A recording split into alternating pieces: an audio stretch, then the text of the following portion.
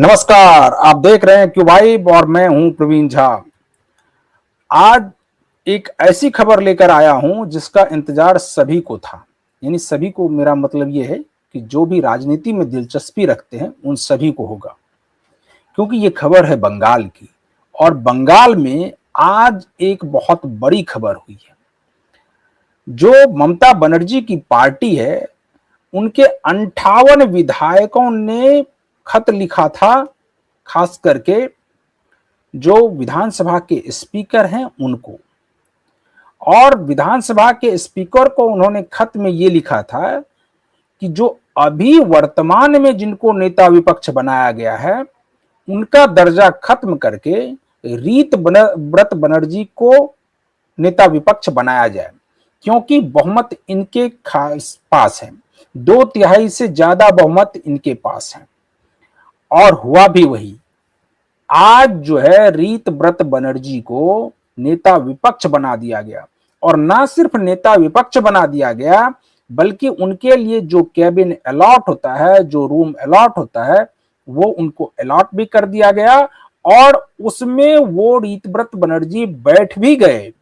ये मैं नहीं कह रहा हूं, ये संदीपन साहा ने कहा। संदीपन साहा ने कहा कि रीत व्रत बनर्जी जिस वक्त ये बयान दे रहे थे, वो उस वक्त उन्होंने कहा कि रीत व्रत बनर्जी अभी अपने चैम्बर में ही बैठे हुए हैं। यानी कि आप ये देखिए कि अब टीएमसी टूट गई है।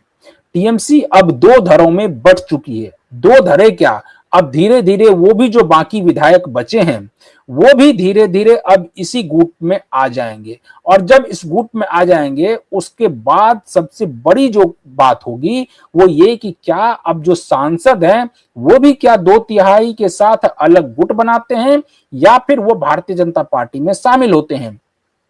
क्योंकि जब तक वो सांसद वहां से नहीं टूटेंगे, तब तक जो पार्टी का जो नाम है और जो पार्टी का सिंबल है, उस पर नए गुट का कब्जा नहीं हो पाएगा।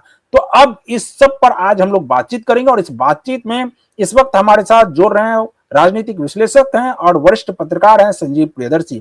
संजीव जी, अब आपसे जानना चाहेंगे कि ये तो आज की सबसे बड़ी खबर है बंगाल के लिए, लेकिन उससे भी बड़ी खबर का लोगों को इंतजार है कि वो सिंबल और पार्टी का नाम कब आएगा इस गुट के पास। क्या वो जो 2/3 से ज्यादा सांसदों की संख्या चाहिए अलग होकर अलग गुट बनाने के लिए या भारतीय जनता पार्टी में शामिल होने के लिए, वो जब तक नहीं होगा तब तक ये संभव नहीं है। तो वो स्थिति कब आने वाली है? नमस्कार प्रवीण जी, आपके दर्शकों को भी मेरा नमस्कार। आगाज ऐसा हुआ है तो अंजाम कैसा होगा, सोच लीजिए। आगाज ऐसा हुआ है कि 2/3 से ज्यादा विधायक भाग गए। 4 तारीख को रिजल्ट आया था और महीना भी नहीं बीता। 4 जून को महीना लगेगा। यानी 1 महीने के अंदर देखिए, पहले टीएमसी का कैंडिडेट भागा जो अपने आप को बंगाल का सबसे बड़ा डॉन कहता था, जहांगीर खान, जो बहुसंख्यक लोगों को मारने और उनकी महिलाओं के साथ दुर्व्यवहार करने की धमकी देता था, वो भाग गया मैदान से। अब इनके विधायक भाग गए नंदीग्राम में, उनको कैंडिडेट नहीं मिला। अब तो पार्टी आप देख लीजिए क्या है कि देखिए, जमीन क्या है टीएमसी की, बंगाल। भाई बंगाल जमीन है, उसमें टीएमसी जोड़ा पुल के नाम से एक वृक्ष लगा हुआ था। उसके फल बंगाल में भी गिरते थे और उसकी लताएं जो है दिल्ली तक फैली थी, यानी सांसद। जब उस जड़ से ही टीएमसी खत्म हो रही है, यानी बंगाल की टीएमसी यूनिट अब बनर्जी परिवार से बाहर निकल गया टीसी बाइपो से, तो दिल्ली की लताएं बिना खाद पानी तो जड़ से मिलता है।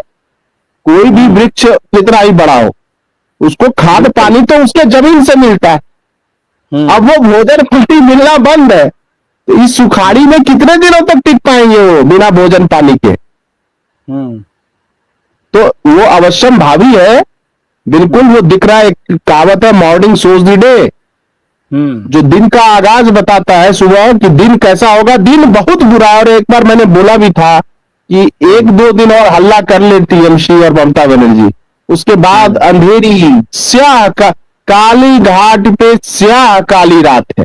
और आज की जो रात है वो रात उन हिंदू महिलाओं के चित्कार, अगर ममता बनर्जी को सुनाई ना दे तब कहिएगा, वो चित्कार उनको सुनाई देगा आज, और बंगाल के करोड़ों हिंदुओं की चित्कार सुनाई देगी आज। और जिन मुस्लिमों को दुधेली गाय बोलती थी वो सारे मुस्लिम विधायक भाग गए इनके। फिरहाद हकीम, बॉबी हकीम जो कहता था कि सबको अल्लाह वाला बनाना है, वो अल्लाह वाला बनाने वाला दुबक के बैठ गया है कहीं। पता नहीं कब आके वो जिहाद करेगा, लड़ेगा, और कब उर्दू को बंगाल की भाषा बनाएगा, कब वो 50% 70% में बदल देगा मुस्लिमों की आबादी को, और फिर यहाँ पे शरीयत लागू करेगा। कब करेगा भाई? अब कब निकलेगा फिरहाद हकीम? कब बोलेगा वो चुप क्यों है? नहीं, करंट लग गया उसे। अब ममता बनर्जी और अभिषेक बनर्जी क्या करेंगे और क्या सोच रहे होंगे? अभी आज ये लोग घर में बैठकर कुछ तो मंत्रणा कर रहे होंगे ना कि अब आखिर आगे की प्लानिंग क्या होगी, क्योंकि इनकी और भी प्लानिंग है। उस प्लानिंग पर भी पानी फिर गया। वो जो एक अलग प्लानिंग था जिसमें कि कुछ बंगाल टाइप का कुछ बनाने की बात हो रही थी, जो ग्रेटर बांग्लादेश का सपना बांग्लादेश वाले देखते थे, और उसमें ये भी किस प्रकार से शामिल हो जाती थी, ये सब तो खैर अलग बात है। लेकिन अब वो क्या मंत्रणा कर रहे होंगे ये लोग? देखिए, आपने बहुत अच्छा सवाल पूछा कि अब ये लोग क्या करेंगे। देखिए, इनको करना कुछ नहीं है, इनके सामने वाले कर रहे हैं, इनको बैठ के देखना है। इनके करने का समय जो है वो निकल चुका। अब जो है करने का समय किसी और का है, और वहां से जो हथौड़ा इनको लग रहा है, इनकी चूल्हे हिल रही हैं। सोचिए, जो विधायक कभी इनके शागिर्द हुआ करते थे, और ये अभिषेक बनर्जी के बारे में जो रिजू दत्ता ने बोला है कि एक एक विधायक 4-4 घंटे नौकर की तरह बैठा करता था, उसका पैर छूता था, बड़ा बड़ा बूढ़ा विधायक। ये कहा है सयानी घोष का है। वही, अब ये सयानी घोष क्या करेंगे? ये सयानी घोष जो है, महुआ मोइत्रा तो लंदन में है, लंदन की टूर पे है।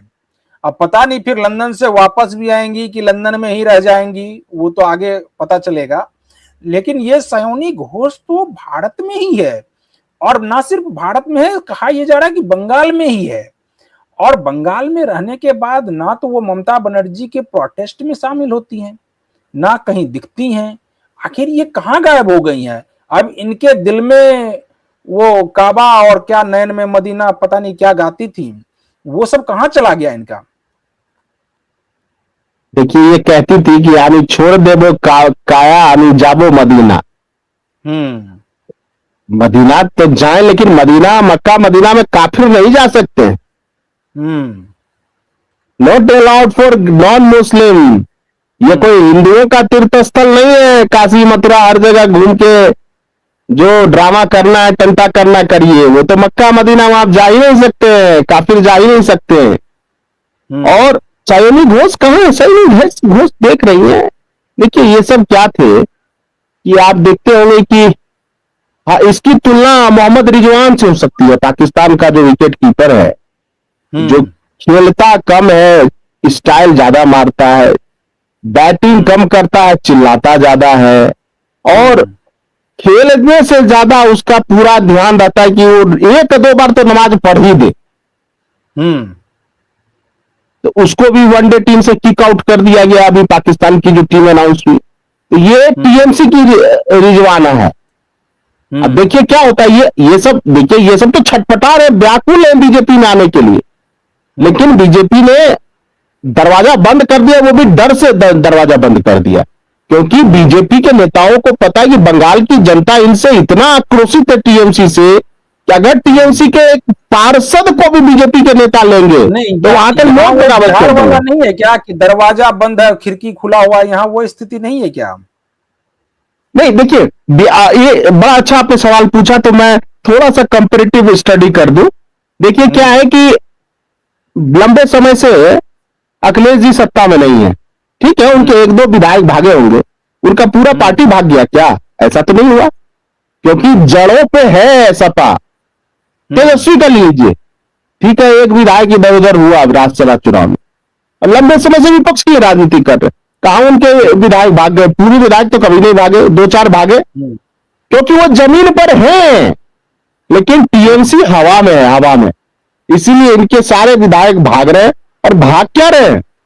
अब वो भगाएंगे इनको, ममता बनर्जी और अभिषेक बनर्जी को पार्टी से एक्सपेल्ड करेंगे।